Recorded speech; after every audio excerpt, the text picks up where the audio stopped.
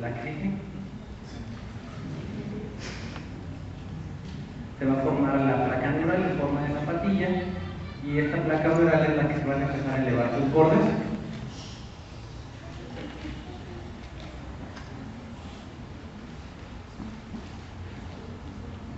Bueno, se empiezan a elevar sus bordes, se empiezan a funcionar a nivel cervical y es donde quedan abiertos los neuroporos que ya les había mencionado.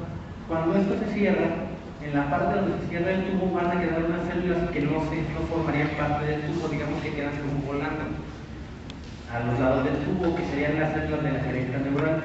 Las células de la cresta neural en algunos libros se mencionan también como la cuarta capa germinativa, ya que dan origen a muchas estructuras también específicas que no todas intervienen en el desarrollo del sistema nervioso. Entre ellas forman los melanocitos, forman células de la tiroides, va a formar, por ejemplo, el sistema nervioso formaría toda la cadena ganglionar paravertebral y células de Schwann, que como sabemos las células de Schwann son las que mielinizan algunas fibras nerviosas. Bien. Conforme van avanzando las vesículas que ya les había mencionado, dentro de estas vesículas, dentro del tubo neural, pues como es un tubo, tiene la luz en el centro. Y en la parte más ventral, donde se forman las vesículas, esta luz también se va dilatando y va formando otras cavidades. Estas cavidades formarían el sistema ventricular, que como saben, el sistema ventricular es por donde va a discurrir el líquido cefalorraquídeo, que está en constante circulación dentro del sistema nervioso. Pues bien, a nivel de la médula, vamos a encontrar el canal del efémero, o el canal central, que se menciona, y este va a estar comunicado con el cuarto ventrículo que se encuentra en el romboencéfalo.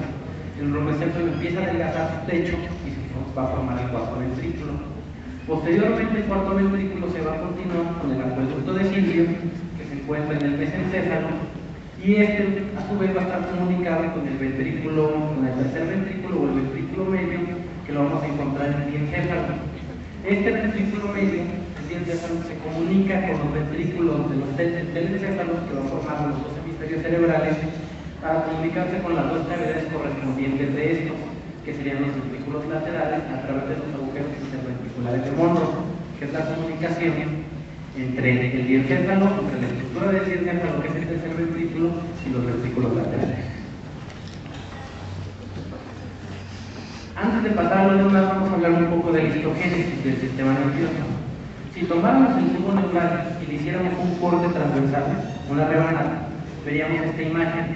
Si a este corte de tubo neural ampliáramos una de sus partes, veríamos que tiene un epitelio estratificado. Este epitelio estratificado se le llama neuroepitelio.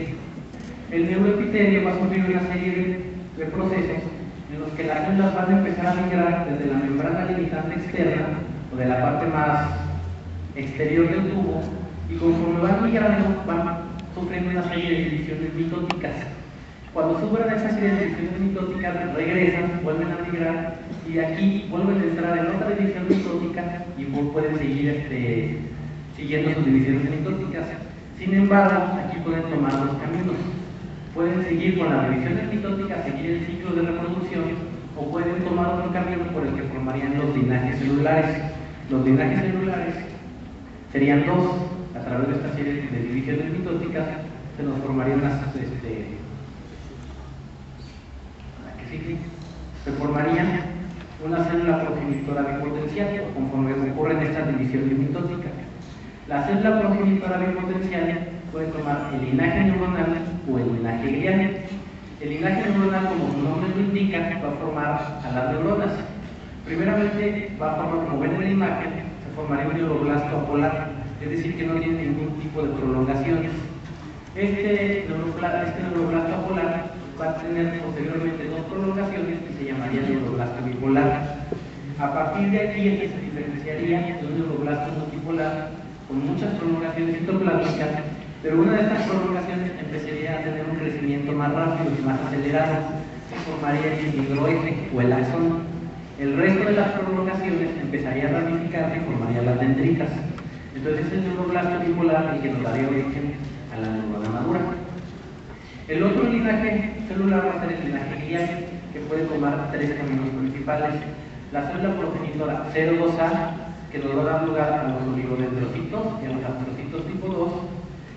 El otro linaje glial que formaría los astrocitos tipo 1 y la célula progenitoral radial, que formaría las células del epéndimo, que como saben las células del epéndimo están recubriendo todo el canal del epéndimo que encontramos en la médula.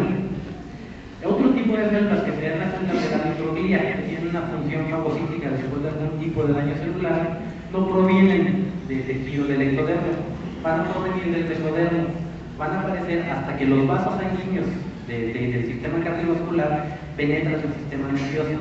Entonces, gracias a la infección del mesodermo va a llevar las células de la microglia. Ya conociendo la histogénesis y conociendo los diferentes tipos celulares, podemos entrar a la estructura del tubo neural primitivo. Este sería un corte del tubo neural en el que veríamos que está dividido en colores y en partes. Esto es porque la estructura fundamental va a estar basada en las dos placas principales. La placa basal, que va a ser la placa anterior, y la placa alar, que sería la posterior. La placa basal tendría una función motora. En el futuro formaría las astas anteriores, que como saben, pues, su función es motora, y la placa alar, una sensitiva, formaría la placa alar formaría la porción sensitiva dorsal de la médula, y a su vez esto va a estar dividido, la placa alar de la placa basal aquí, por el grupo limitante. Y si la dividiéramos longitudinalmente, las dos placas alares, izquierda y derecha, estarían conectadas entre ellas por la placa del techo. La placa del techo tiene un homólogo en la porción central, que sería la placa del piso, que conecta las dos placas basales. Tanto la placa del techo como la placa del piso no contienen neuronas, son solamente zonas de interconexión entre los dos lados. Las dos placas alares formarían parte de otra estructura o de otra zona que llamaríamos zona intermedia, ya que si vemos el tubo está formado en tres zonas. Y una zona ventricular, que es la que está en directa relación con el canal central, donde estarían las células del epéndimo. Tiene una zona intermedia, donde se encontrarían los cuerpos neuronales, y tiene una zona marginal, que es donde encontraremos las prolongaciones, o sea, los axones. La zona intermedia también se le conoce como la sustancia gris, es lo que se menciona como sustancia gris, porque está la aglomeración de los cuerpos neuronales. Y la zona marginal es lo que conocemos como sustancia blanca, porque están todas las fibras que contienen la mielina. Ya conociendo esta estructura básica, podemos entrar a las diferentes vesículas cerebrales. Retomando un poco esto, mencionaremos el prosencéfalo, el mesencéfalo, el broncocéfalo, sus diferentes vesículas cerebrales secundarias y las estructuras que va a formar cada una de ellas. Entonces vamos con la primera, que es el mielencéfalo. El mielencéfalo, aquí veremos un corte en el embrión en forma de C que ya había mencionado. Entonces, el techo del mielencéfalo va a empezar a desgastarse para formar el cuarto ventrículo, la primera porción del cuarto ventrículo. También aquí aparece lo que sería la telanoroidea, que recuerdan, les dije que las células del epéndimo están recubriendo lo que serían todos los espacios. Pues habría una capa de células del epéndimo y encontraremos a la pía madre. La unión de la pía madre, que es parte de las meninges, y la capa del epéndimo formaría la telanoroidea. Esta telanoroidea empieza a sufrir unas evaginaciones que se proyectan hacia la luz, el cuarto ventrículo, y formaría los plexos coroideos. Como saben, los plexos coroideos son los encargados de la secreción del líquido cefalorraquídeo, conforme va circulando a través de todo el sistema ventricular. Lo importante aquí del mielencéfalo es que nos va a formar el bulbo. Va a empezar con la primera porción del bulbo. Vamos a encontrar núcleos muy específicos. Va a haber dos grupos de núcleos: los grupos de núcleos eferentes y los grupos de núcleos aferentes. De los eferentes vamos a encontrar el somático general, que tendremos aquí, que estaría representado por las columnas, por las fibras del hipogloso, del patético, y el motor ocular externo y el motor ocular común. Posteriormente tendremos el eferente visceral especial, que estaría formado por el vago, por el espinal, por el glosofaríngeo, e inervaría el músculo liso de los arcos bronquiales.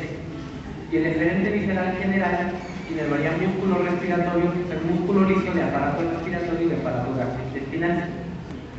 Los aferentes también vamos a encontrar un somático, que estaría formado por el trigémino, el vestíbulo coclear, un somático, una aferente con el visceral especial, que es donde llegarían las fibras de todos los botones gustativos de lengua